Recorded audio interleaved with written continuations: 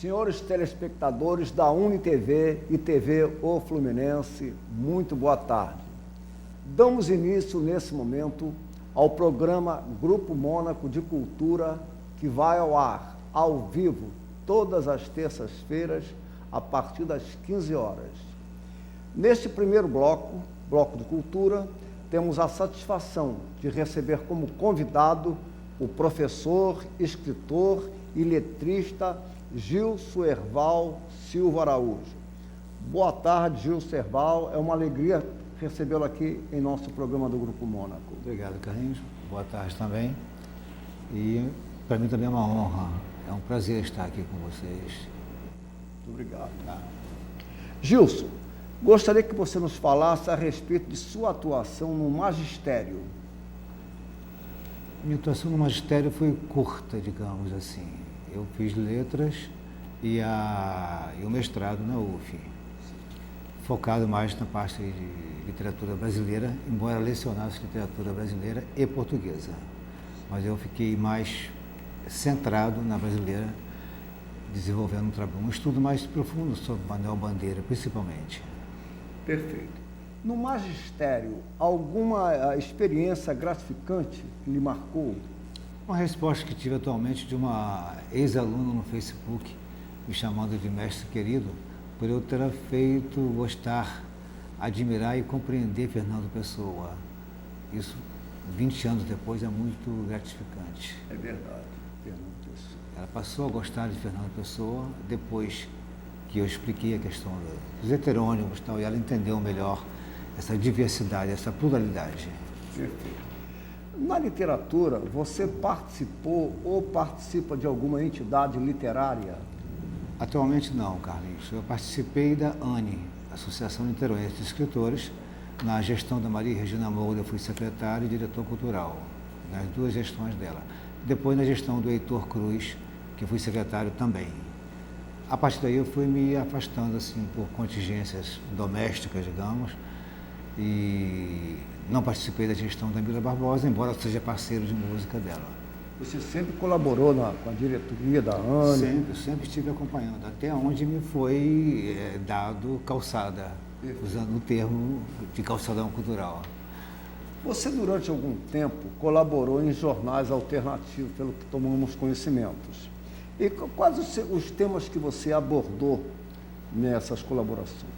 Eu sempre procurei abordar a questão da produção textual, a questão do texto, seja ele o texto impresso, o texto livro, ou o texto televisivo também. Eu cheguei a fazer muita TV crítica, que foi um resquício lá longe, né, da TV Tupi, quando eu fiz tive uma pequena passagem, né, com crítica musical. E eu levei isso depois para os jornais alternativos de que eu participei, sempre mais na área de produção textual. Você, inclusive, colaborou no jornal Letras Fluminense, do Luiz Magalhães, né, durante um período. Um bom período. O Luiz Magalhães era uma pessoa assim, extremamente bondosa. É verdade. Informado, gentil, muito cordial e centrado, de bom senso ele. É verdade. E prestou grande colaboração às letras de nossa cidade, sem dúvida alguma. Sem dúvida alguma. Gilson, eu queria saber de você quantas obras publicadas. Minhas, solo, 2. Foi a de 97, Uma Discreta Conversa a Sós, que eu tive a satisfação, né, de ver prefaciada pelo Antônio Carlos Vilaça, e 2 estudos, um da Deila Pérez, professora de crítica textual, e da Maria Regina Moura, que é escritora também. Então, Uma Discreta Conversa foi em 97, e depois, em 2002, o livro Lhês, que é esse aqui, também de poemas. Esse aqui foi o de 2002, Lhês. E a foto da capa é a angiografia da minha retina. A retina direita, a retina necrosada, à época, que me deixou assim, muito trancado em casa.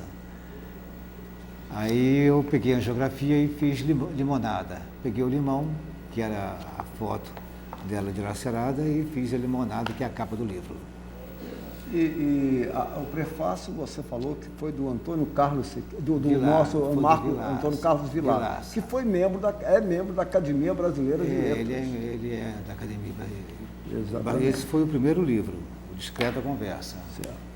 Que aliás eu tive uma questão com ele, questão em termos, né? Mostra a capa do livro. Que ele colocou, começa o prefácio iniciando assim: aqui está o poeta da solidão. E eu tentei que ele retirasse isso. Achei meio estigmatizador, mas ele disse que não abria a mão de começar o prefácio assim. E eu acabei aceitando, e depois eu concordei com ele até em termos.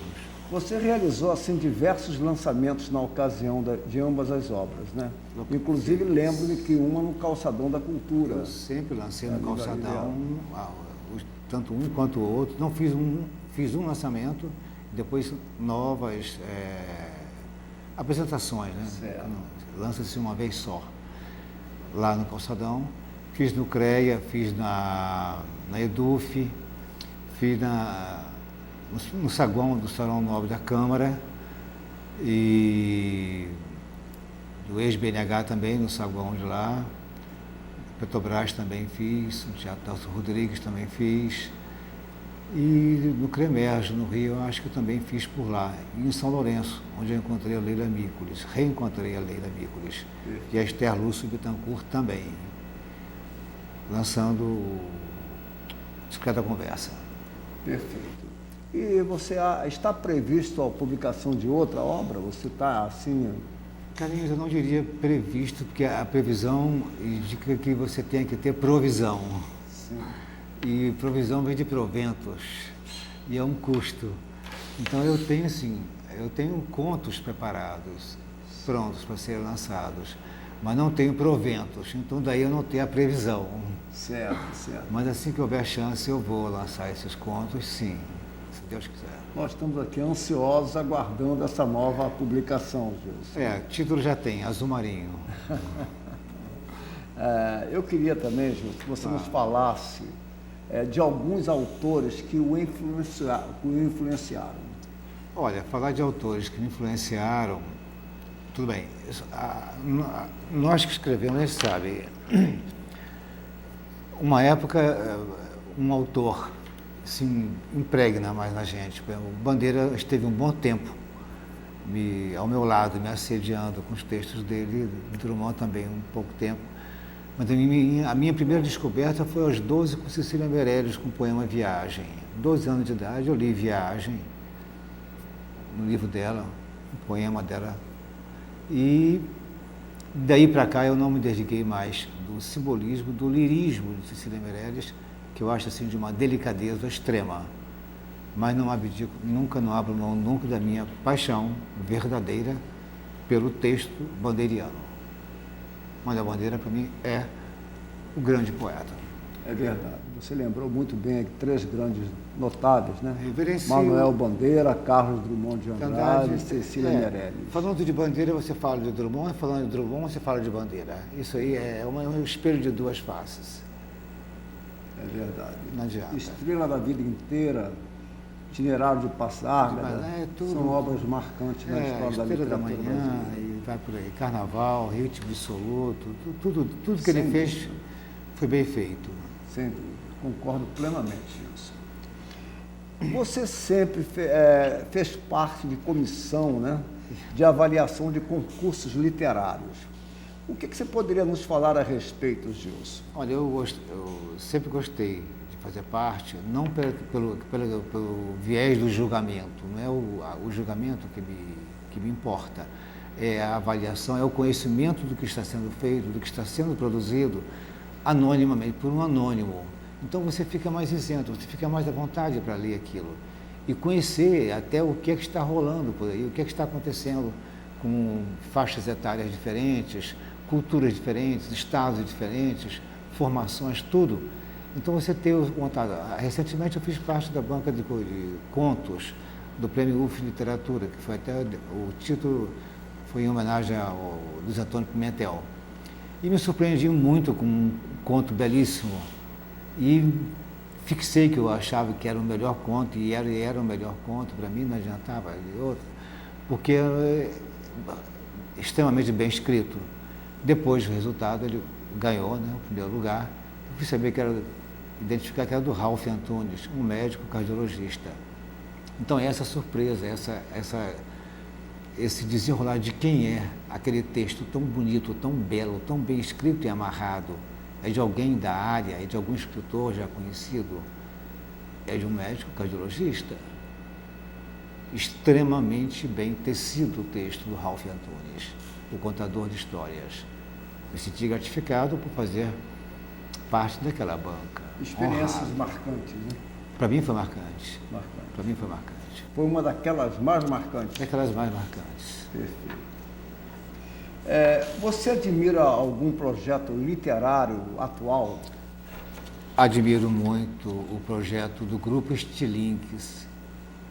Estilingues de seta, de estilingue, né? De estilingar, né? São 5 ou 6 autores.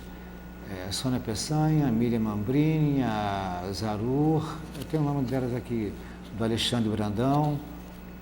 E gosto porque é uma produção que eles fazem pela Editora Alternativa, que eles não vendem o livro, eles dão o livro e pedem que se estilingue, se passe adiante. Mas eu, como sou uma pessoa meio apegada a livros, eu não consigo passar adiante.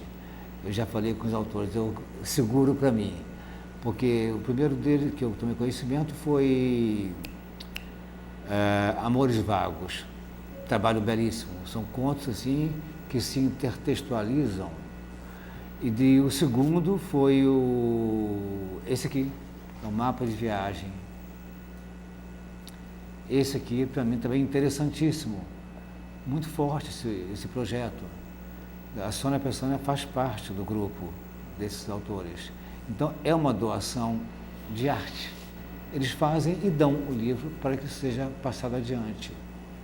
Então, eu acho esse projeto louvável, além do fator são 1, 2, 3, 4, 5, 6, são 7 autores. Deixa eu ler o nome deles todos aqui. Alexandre Brandão, Cristina Zarur, Marilena Moraes, Miriam Mambrini, Nilma Lacerda, Sônia Peçanha e a Vânia Osório. A Sônia Peçanha é uma figura queridíssima e muito respeitada aqui no meio literário de nossa cidade, assim como também a sua mãe, Neuza Peçanha. A Soninha herdou, acho que a ética no sangue da mãe e do pai. Ela tem uma admiração muito grande, tanto pela Sônia como pela mãe, Neuza Peçanha. As duas. Gilson, você andou prefaciando alguns livros, tomei conhecimento disso. Eu gostaria que você citasse algumas obras em que você prefaciou. Primeiro foi o da Luciana Pereira da Silva, Derramamento, um livro de crônicas que eu acho brilhante, excelente, uma escritora assim com tremendo potencial. Eu fiz o prefácio, que foi mais assim um ensaio sobre a natureza da alma, o título, da Luciana Pereira da Silva, o nome do livro é Derramamento. Depois eu fiz dessa Maria Helena Latini, da segunda edição do livro dela, do Ângelo e Antônio. Eu fiz o prefácio. E depois teve de quem mais? Teve um livro do Naldo Velho também que eu prefaciei. E mais o que? Mais os 2, que agora eu não me lembro mais. Foram os 5 prefácios. Eu gosto de prefaciar porque eu leio com carinho, com cuidado e vejo aquilo que eu acho que mereça ser mais mostrado, já de antemão para o leitor. Como você vê atualmente, Gilson, a cultura de uma forma geral? De uma forma geral, cultura é um troço. O planeta para mim, ele está pegando um jargão aí, meio solto, popular. O planeta está saindo do armário. O planeta quebrou o gelo. Ele passou a se comunicar. E olha, comunicação, cultura. As tábuas de Moisés, a primeira grande comunicação. Depois, a Anunciação de Maria, outra grande comunicação. Então, sempre a comunicação, ela foi o que deu início a uma nova era, um novo momento na vida, nas pessoas, nos costumes, em tudo. E eu acho que agora o planeta está quebrando o gelo, está derretendo, está dando uma resposta. O grito dele é a comunicação dele também. E nesse quebrar do gelo entra o quê? Entra o virtual, a internet, a comunicação momentânea. O que ocorre aqui ocorre na China, entendeu?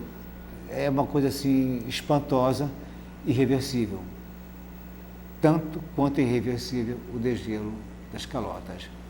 Então, de uma cultura em geral, estou continuando um pouquinho, dá licença, de uma maneira geral, a cultura ela está vinculada estreitamente à tecnologia, sobretudo ao virtual. Você quer falar? Quer me perguntar alguma coisa? Eu posso me alongar mais? Sim, eu queria também saber qual a sua opinião sobre o advento, a chegada forte da cultura virtual. Ah, tá, tudo bem. Bom, eu até ia falar antes. Eu me apropriei de um personagem, de um dos contos da Sônia Peçanha, que foi o Otávio. Olha, o que aconteceu? Eu li o conto, achei o conto belíssimo, muito bom, me pegou, porque é um costume nosso dizer aqui, o texto pega o leitor, mas não é só o texto que pega o leitor, os personagens também pegam o leitor. Pegaram Capitu de Machado mais do que o texto de Machado. Todo mundo fala Capitu, mas, quer dizer, ela se sobressaiu no texto dele, né? Então, da mesma forma, eu peguei o quê? Peguei um personagem que a Sônia havia deixado meio de lado no conto dela, que não era o propósito, não era a linha temática do conto, era outro. Eu peguei o Otávio, que era um personagem dela, assumi o Otávio. Como o Otávio, eu redigi cartas para a autora, para a criadora do Otávio, que era a Sônia Peçanha, como sendo o Otávio. E ela ficou intrigada com isso. Ela recebendo cartas na reitoria do Otávio, personagem dela, reclamando, fazendo reivindicações, né? Até que eu me apresentei e disse, ó, Soninha, os textos são o Otávio, sou eu. Isso por quê? Porque é virtual também. E o que acontece? A gente lida com a internet, eu tenho acesso, hoje de manhã, eu falei agora há pouco com você, eu recebi uma postagem do César Mota, um jornalista de Brasília, do Senado, que me mandou uma carta, uma doçura de carta, uma carta do Caymmi para o Jorge Amado. Eu sou muito mais Caymmi do que o Jorge Amado. Caymmi para o Jorge Amado. Sim, sim. Ele falando que adorava, que ele não tinha tempo de pintar, porque ele gostava de ouvir as mentiras do Caribe. Mas ele fala de uma forma tão doce, tão gostosa, que ele tinha que ficar sentado na beira da praia, deitar na rede, por isso que ele não tinha tempo de pintar. E ele fala isso de uma forma tão bonita, tão leve, que chega a ser emocionante. E eu recebi de manhã essa carta. Olha, ele pegou de madrugada, do Gilberto Gil. De manhã ele já me postou essa carta. Eu já trouxe para cá agora, estou aqui falando com você. E a coisa se perde por aí. Então é isso que eu acho gostoso. Eu acho essa virtualidade muito, muito forte, irreversível. Hoje, recebi o convite ontem, na Academia Brasileira de Letras vai estar quem? Antônio Carlos Sequinho com João Baldo Ribeiro, falando sobre Chico Buarque e as margens do Rio. Dia 29. Quer dizer, a internet traz isso para a gente, entendeu? Ela desautoriza todo um procedimento de antes. Eu tenho amigos que escrevem na internet e tenho revistas, publicações de antes, sim, mas são revistas. A Vidráguas, é um trabalho muito bonito. A Recanto das Letras, ou Recanto das Letras, né? A Experimentação Poética é outra página também, seríssima, muito bonita, muito boa, mas é de uma autora só. A Vidráguas não, ela é mais aberta, ela tem fotocrônicas, é da Carmen Silvia Presoto, do Rio Grande do Sul. Ela é ótima, responsável, um trabalho sério. E tem os blogs também, que a gente entra e posta, faz comentários, e a gente cria até um certo afeto pelas pessoas, pelo texto, né? sem o conhecimento pessoal. É do Rio Grande do Sul, outra é de Lisboa. A Ive Marques é de Lisboa. E eu leio os textos dela como se fosse de uma pessoa daqui de Niterói. E ela lê os meus. Então, eu trouxe até um da Rosa Ramos para ler aqui. Ela é da experimentação. Tem uma página que é experimentação poética. Você poderia ler um trechinho da... Leio. E leio com prazer, hein? Esse foi o último que ela postou. Miragem, ela vem do mar, em pelo. Na cabeça, uma tiara de algas. Nos pelinhos dos braços, gotículas de água e sal. Toda ela salgada. Os cabelos cobrem as espáduas. As mãos guardam um brilho de labaredas. Na virilha, uma tatuagem sagitária. A seta do arqueiro, mirando a ilhada à esquerda. 2 peixes afastam uma onda com suas barbatanas de lírio. Ela vem do mar de Copacabana e traz borboletas pousadas nos cílios. Que delicadeza, que sensualidade. Está em experimentação poética. E a Rosa Ramos nunca publicou um livro. Ô Gilson, sabemos que suas primeiras iniciativas foram pela música. Ah, sim. Mais necessariamente da letra. Eu gostaria que você nos falasse um pouco do Gilson Erval como compositor letrista. Caramba. Olha, a primeira experiência é meio cabotino, parece que é cabotino falar isso, mas o primeiro festival de música de Niterói foi do Teatro Municipal. Muito tempo isso. E eu tirei o primeiro lugar, ganhei o prêmio de melhor letra. Isso faz um tempo, algumas décadas. Mas, e eu sempre achando que era música, mas não era música, não toco instrumento nenhum. Mas eu tenho o dom, a facilidade, né, de fazer a letra metrificada, a letra já prontinha. Então, eu comecei, fiz com o Marvel Ciribelli, fiz com o José Paulo Rezende, Marcos Drummond, Edilson Barcelos. Fizemos agora há pouco tempo um show no Sesc, que é letra e música. Foi uma forma que eles acharam, o Marcos Drummond e o Cláudio Hutmacher, que é também um excelente músico, de mostrar a importância da letra da música, que foi o que sempre me chamou mais a atenção. Eu adoro Chico Buarque, adoro Milton Nascimento, mas eu vou muito mais acompanhando o que eles dizem na letra do que o próprio ritmo. Claro que o ritmo, a melodia me toca, mas a letra é que me diz, é a minha linguagem. A letra é a minha, é a palavra que eu uso. Aí eu vou pela letra. E minha experiência em música é isso. Mais de 100 trabalhos, alguns gravados, né? E outros não, mas um trabalho... Além do Teatro Municipal de Niterói, você também se apresentou em outros... Fiz no Teatro Nelson Rodrigues, no Rio, e fiz no Sesc Niterói. Certo. E você também já atuou na TV? Foi há muito tempo. Há muito tempo, no tempo do microfone pendurado aqui, né? Eu fiz crítica musical. Eu me lembro que na época eu estava falando de Caetano Veloso, mas acho que foi o quê? Foi um mês ou 4 semanas, por aí assim. Depois levei um dia detido na aeronáutica e depois acabou a Tupi. Em música, Gilson Erval, quantas autorias? Eu tenho, Karim, mais 100 músicas prontas. Algumas até já foram levadas para fora, não sei como é que estão. Eu sou meio desatento. Né? Mais de 100 músicas de sua autoria? Tenho mais de 100. Realmente é um número... Tenho mais de 100, sim. Ô Gilson, você tem um projeto musical. Eu queria saber qual o nome desse projeto. Olha, o nome não está fechado ainda, mas a essência do projeto é o seguinte: eu peguei as obras de alguns autores brasileiros e inspirado neles, nas obras deles, eu fiz as letras. Foi, obviamente, Bandeira, Drummond, Graciliano Ramos, Manuel de Barros, que eu gosto muito, Clarice Lispector, Nélida Pion, Ferreira Goulart,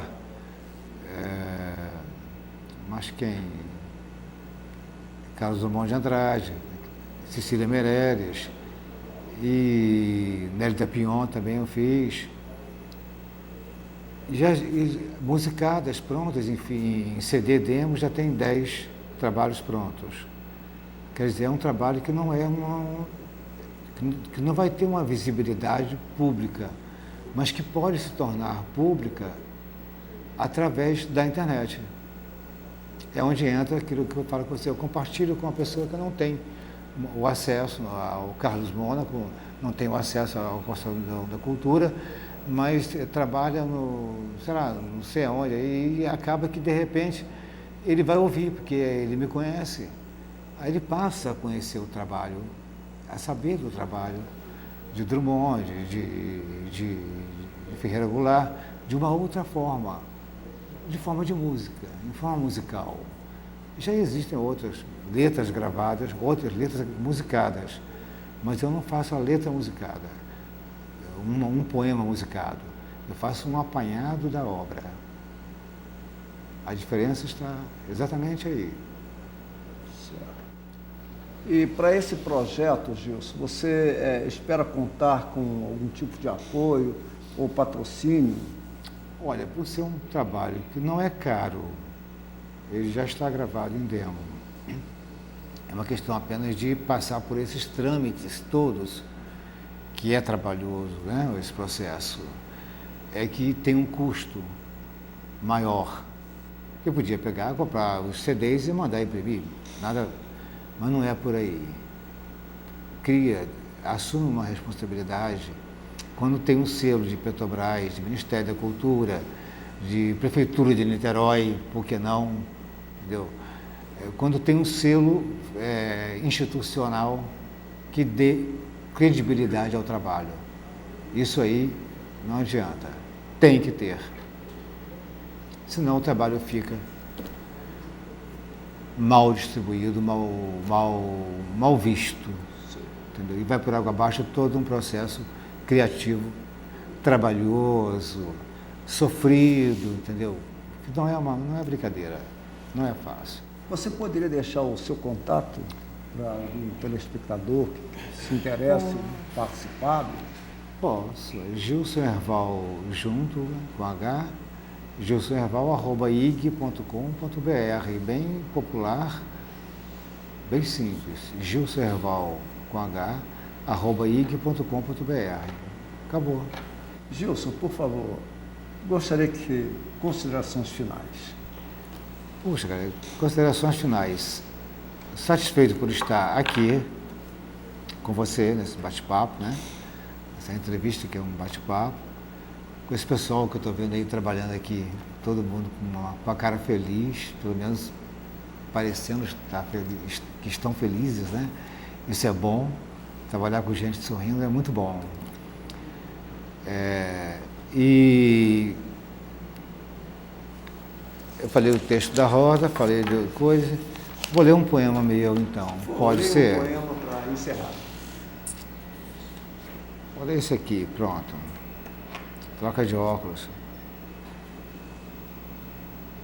O oposto é a paixão do lado avesso, do que não olho. Mão que não se toca, ombro incerto, suor insosso. Aí tudo se ajusta e fica.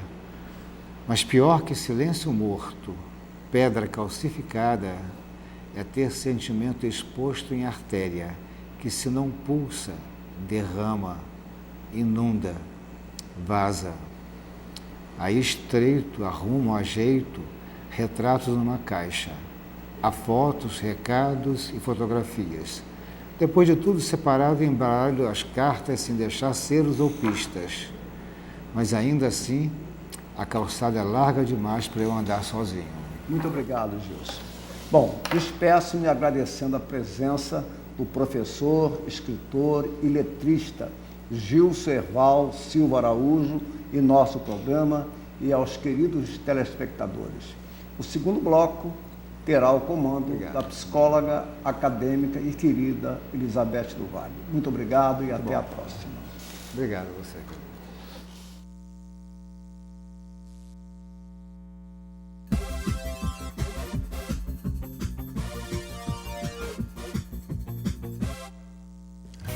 Para dar o pontapé inicial ao Observatório Nacional de Saúde Mental e Justiça Criminal, foi realizado o primeiro workshop para discutir as primeiras ações desse projeto. A ideia é criar um observatório nacional que possa avaliar e acompanhar as ações direcionadas à melhoria da política de saúde mental e justiça criminal, e assim analisar estratégias para a atenção à pessoa com transtorno mental em conflito com a lei. Bom, esse workshop seria assim, a primeira ação, né, o evento ligado a esse projeto que está se iniciando hoje, né, que é o projeto de criação do Observatório Nacional de Saúde Mental e Justiça Criminal. É a proposta do SUS no âmbito da saúde mental para o sistema de justiça criminal. É essa a tarefa, né, esse é o desafio. E essa proposta vai ser desenvolvida dentro do observatório, construído como uma rede nacional, com várias antenas.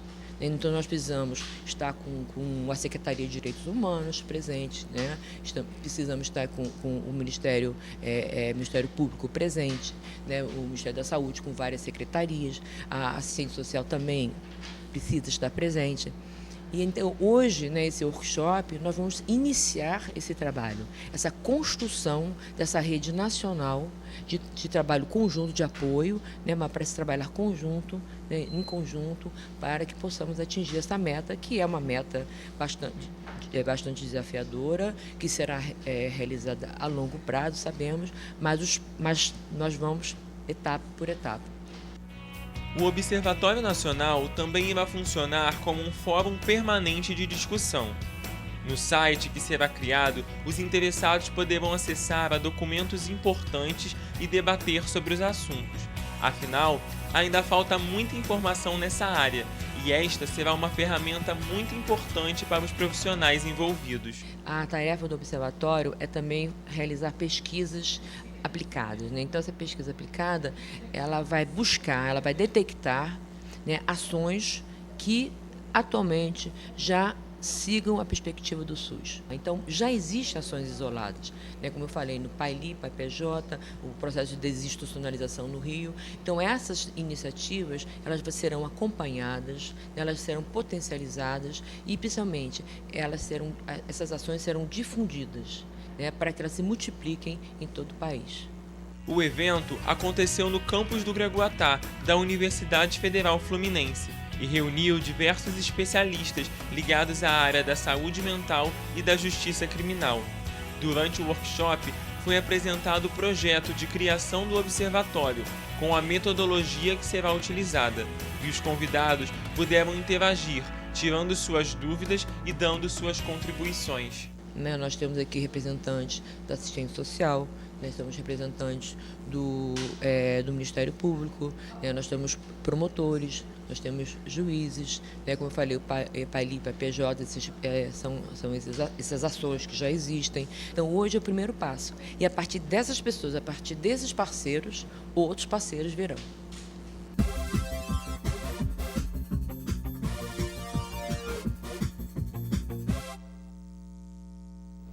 Boa tarde para você que nos assiste. Estamos aqui com mais um Bem-Estar e Saúde e hoje aqui respondendo alguma coisa que nos chegou por e-mail. Então, num primeiro questionamento, a gente tem aqui, Elizabeth, tenho 43 anos, sou solteira, trabalhei como vendedora até o momento. Agora estou me direcionando para o cuidado de pessoas idosas. Estou fazendo um curso preparatório, pois sinto que tenho facilidade de lidar com pessoas fragilizadas. É algo que faço com carinho, com afeição. Não viso só a parte comercial, mas a utilidade do meu trabalho e a minha disposição para enfrentá-lo. Gostaria da sua sugestão a respeito de algumas dicas que pudessem contribuir para o meu desempenho.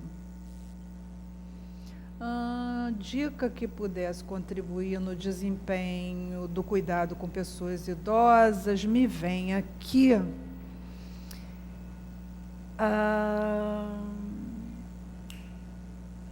a capacidade para ouvir o outro, que é naquilo que eu trabalho. E quanto mais eu ouço o outro, quanto mais eu ouço aquele que está diante de mim, mais eu aprendo. E para que a gente possa ter um melhor desempenho de qualquer atividade que a gente possa estar executando, é preciso que a gente desenvolva cada vez mais essa capacidade de interação com o outro. E, nessa situação, eu percebo, principalmente no meu trabalho, eu percebo o quê? Eu percebo que muitas pessoas não têm consciência de que elas perguntam alguma coisa a outra pessoa e não esperam a outra pessoa nem refletir sobre aquilo para responder a elas o que elas estão perguntando. Mas a maioria das pessoas, de uma maneira geral, pergunta e às vezes já se responde. Não ouve, não espera do outro, não tem essa, principalmente na atual conjuntura, onde nós estamos acostumados a lidar com máquinas, a lidar com todo esse aparato tecnológico que é de uma rapidez, uma coisa impressionante, né? Eu vejo pessoas, por exemplo, vou dar um exemplo aqui, na rua, andando na rua, digitando no celular, aí tromba com o outro. Não é à toa que muita gente é assaltado na rua, levam o celular, porque a pessoa vive de celular na mão em tudo quanto é lugar. Eu vejo nos elevadores também, as pessoas entram nos elevadores e ficam ali.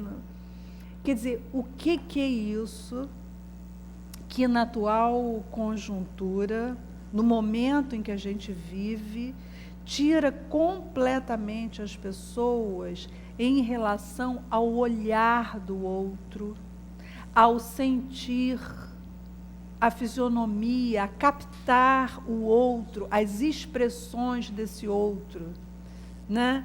Quer dizer, quem é esse outro que está na minha frente e que eu, para atendê-lo de uma maneira mais respeitosa, mais generosa e com mais eficiência, se você quiser assim, já que estamos falando a respeito de um desempenho aí de ordem profissional, até que ponto eu estou consciente das capacidades que eu tenho que desenvolver para que eu possa ter com esse outro essa interação, né? Essa interação que ela tem que transcender, até porque se eu vou me especializar numa determinada atividade, eu tenho que poder ter destreza naquilo.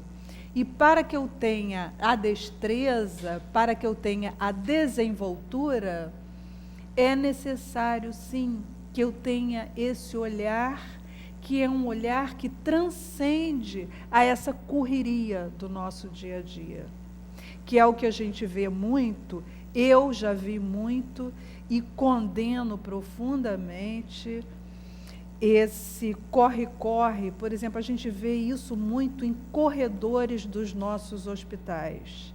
Infelizmente, nos corredores dos nossos hospitais, nós temos atendentes falando sobre namoro, sobre a saída do fim de semana, sobre a unha que é cada vez maior, qual é o esmalte que passou, Quer dizer, o que é isso, né? Quer dizer, que atenção, como eu vou poder ouvir alguém que está fragilizado, alguém que precisa do meu trabalho de atendimento, do meu cuidado, se eu estou focado, se eu estou visualizando coisas à minha volta, tantas outras e tantos estímulos, a ponto de eu não poder dar a atenção merecida a esse outro que espera de mim cuidados.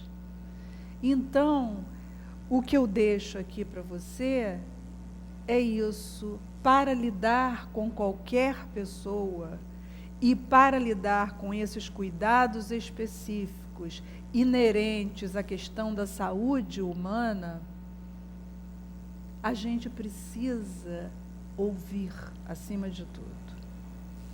E se a gente não é capaz de desenvolver esse autoconhecimento até a respeito de si mesmo, se eu não sou capaz de ficar comigo mesma, muitas vezes, um pouco silenciosamente, me aprofundar naquilo que eu sinto, naquilo que eu estou pensando em determinados momentos, naquilo que eu deverei fazer com aquilo que sinto e o que penso em outros momentos, se eu não tenho essa capacidade na troca comigo mesma, eu provavelmente vou estar deficiente também nessa troca com o outro. E os cuidadores de idosos, na maioria das vezes, eu já observei também que muitos deles têm um pouco essa coisa de usar, às vezes, de excesso de autoridade, no sentido de dizer, mas ele não fez assim como deveria, ele fez do jeito dele. Lógico, ele só pode fazer do jeito dele. O outro não pode fazer do seu jeito. O outro só vai poder fazer do jeito dele, não vai poder fazer do meu jeito. Agora, para que isso fique mais harmonioso, para que isso chegue a bons termos, a gente pode sim ter uma troca de experiências, trocar.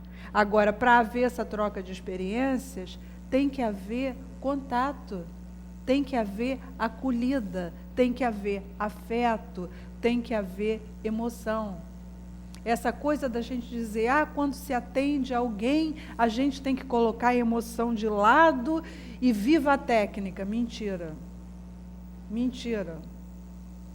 A técnica por si só não chega a lugar nenhum.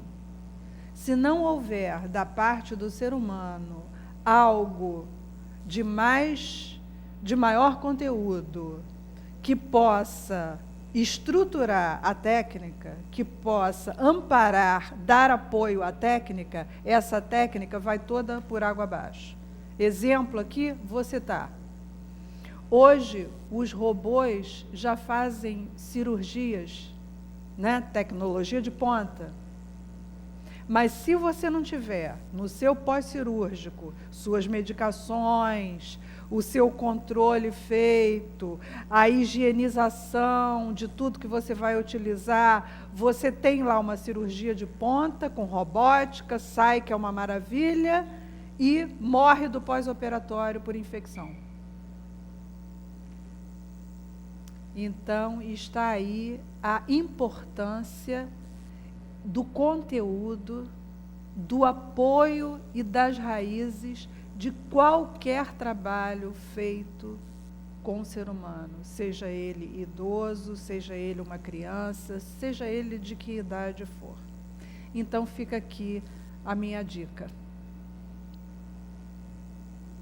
Numa segunda questão, gostaria de saber melhor sobre como proceder para evitar a demência precoce. Tenho 60 anos e me preocupo com esquecimentos, lapsos e algumas confusões em relação a certas atividades. Esqueço letras de músicas, nomes de pessoas e isso me deixa tensa. Bom, se eu for por aí, eu diria que a letra de música é difícil. Em todos os períodos da minha vida, até hoje, tenho horror de ter que decorar letra de música. Então, se a gente for por aí, eu estou mal. Quer dizer, eu já estou aqui na berlinda. Quer dizer, não seria isso, né? A questão da nome próprio também é uma coisa difícil de se guardar, a não ser quando a gente faz associações. Né? Existem nomes que são mais raros, às vezes a gente não está com a pessoa a todo momento. Então, isso não é parâmetro para dizer, né, que, bom, estou esquecida porque eu não guardo letra de música ou nome próprio. Não, isso não seria um parâmetro adequado para falar a respeito de algum esquecimento num nível que a gente pudesse dizer que seria um nível caminhando para alguma coisa em relação à demência. Né? Para a gente chegar nesse ponto, precisaria ter um histórico de acontecer um esquecimento que vai sendo gradativo, cada vez maior em relação às coisas, inclusive do dia a dia, né? Dos hábitos do dia a dia. Então, não seria por aí. Agora, se eu acho que nós, a partir de uma determinada idade, por exemplo, vamos aqui situar uma determinada idade, vamos situar aí a partir dos 50 anos. Se nós pudermos incluir no nosso check-up anual uma ida a uma consulta neurológica, eu não vejo por que não. Não vejo problema nenhum. Mas acho que isso é saudável. O fato de você, de vez em quando, se submeter a um exame clínico, ninguém está falando aqui em tomografias, em ressonância magnética, em exames não. Mas a uma consulta clínica, a um profissional que está capacitado, né, para, numa troca de informações, poder me passar aquilo do qual eu muitas vezes estou temerosa e não tem razão para estar, e muitas vezes até daquilo qual eu nem cogito e nem estou pensando, e que às vezes até tenho e não sei. Né? Por exemplo, exemplo aqui, uma má formação congênita, né, que possa ocasionar um aneurisma, que possa ocasionar alguma coisa neurológica de um momento para o outro. Muitas pessoas têm o aneurisma, têm que ir para a cirurgia, né?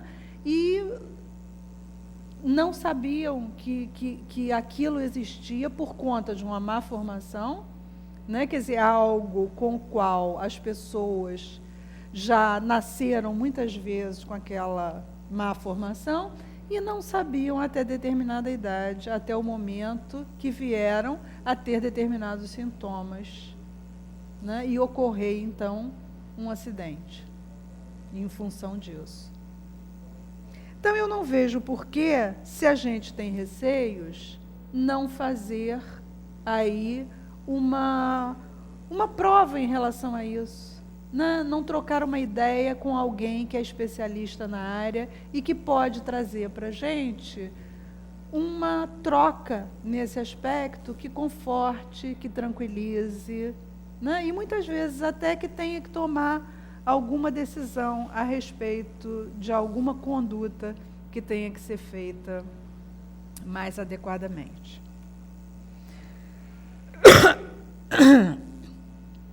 Num terceiro questionamento, a gente vai falar de alguém bem mais jovem. Tenho 28 anos, estudei contabilidade, gosto do meu trabalho, mas sou muito inibido, principalmente em relação às mulheres. Coitada das mulheres. Acho bastante difícil me aproximar, mesmo quando elas são simpáticas comigo. Tenho sempre a impressão de que algo de errado vai acontecer e acabo me desencorajando e me afastando, mesmo sem um motivo que justifique esse meu comportamento. O que fazer? O que fazer é pensar a respeito de tudo que foi passado para você desde que você era criança.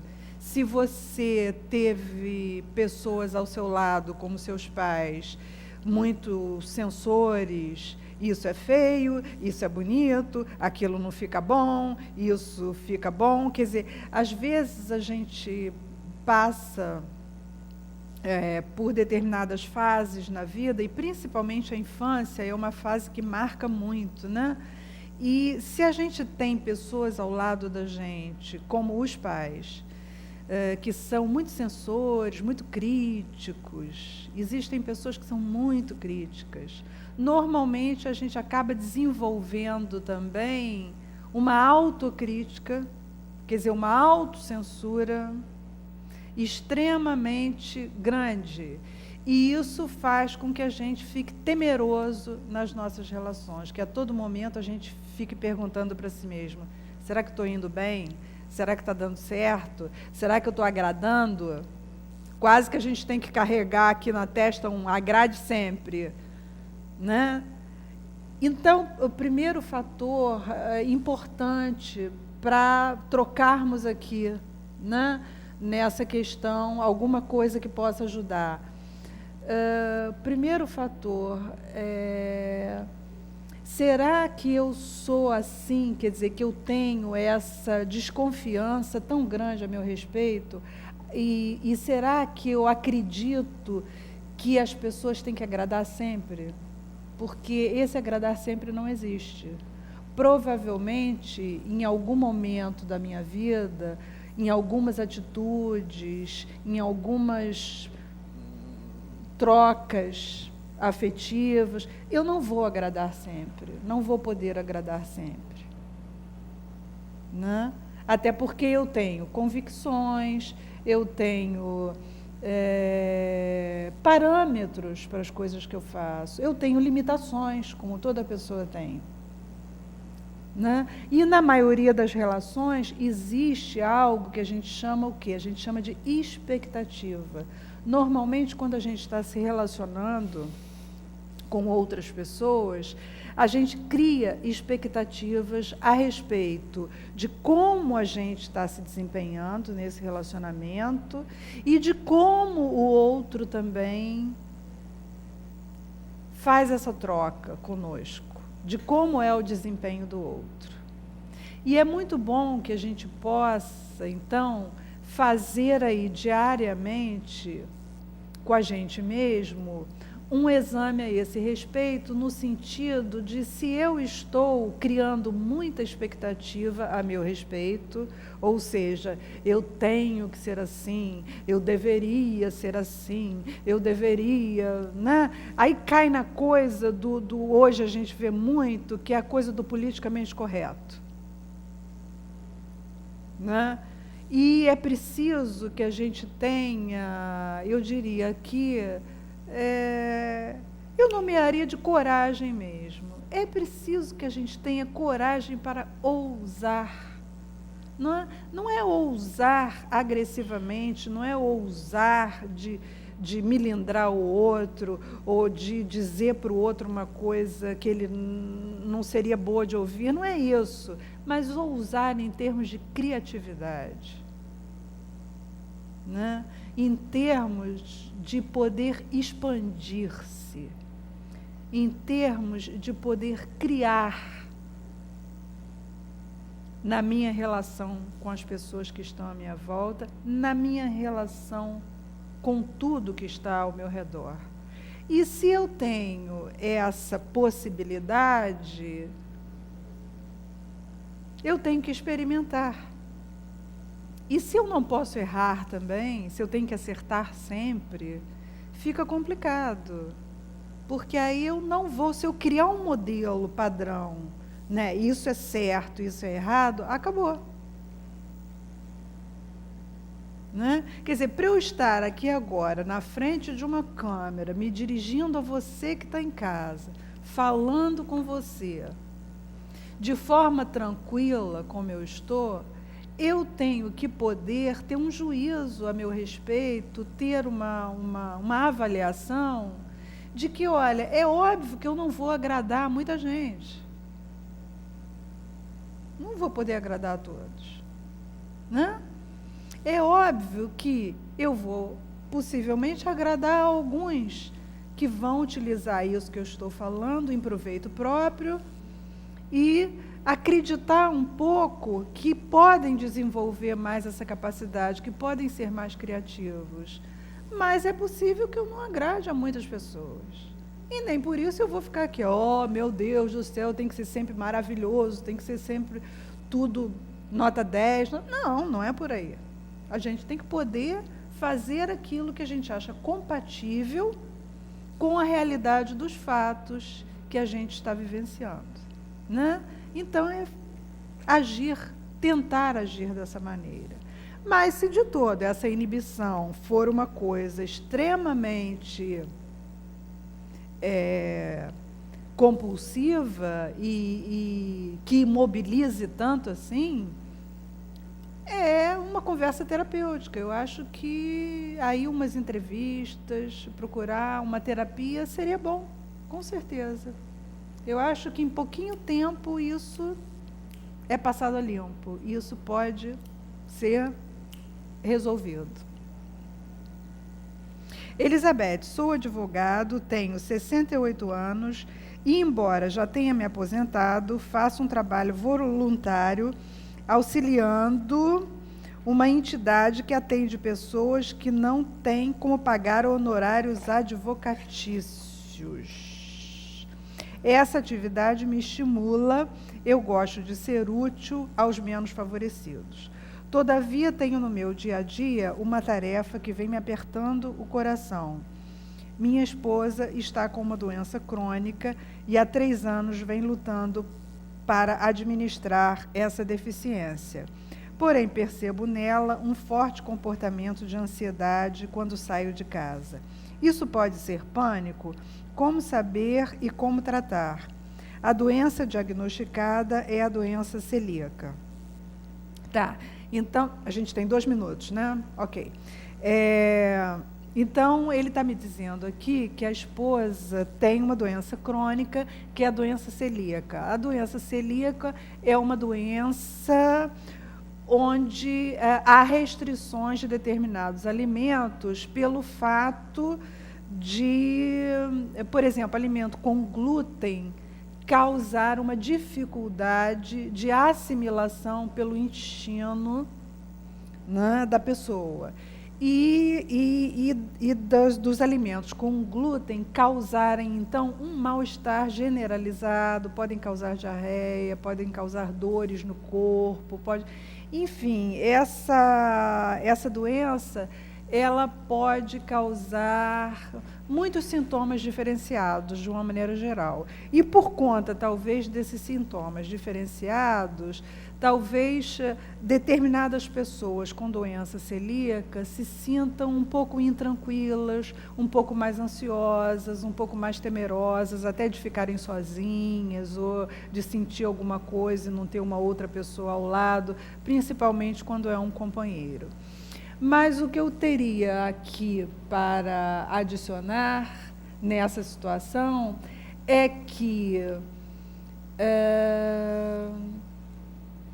uma troca num nível aqui de psicoterapia também seria muito boa, porque eu acho que a pessoa que tem uma patologia, ela precisa trocar ideias a respeito daquilo, ela precisa ver até onde o que ela tem estruturado mentalmente a respeito daquela patologia que ela tem, até onde ela está maximizando uma coisa, até onde ela está tendo uma conduta que seria aumentada pelo emocional, pelo estado emocional de fragilidade, ou não.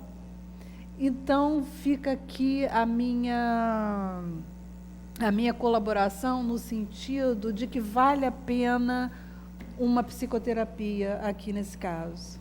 Tá? Bom, então, para você que nos assistiu, olha, esperamos que tenha sido bom, que algum proveito a gente possa ter tido a respeito desse bate-papo e Se você precisar de uma dica, se eu puder colaborar, nosso e-mail está aqui. E o meu beijo, até o próximo programa.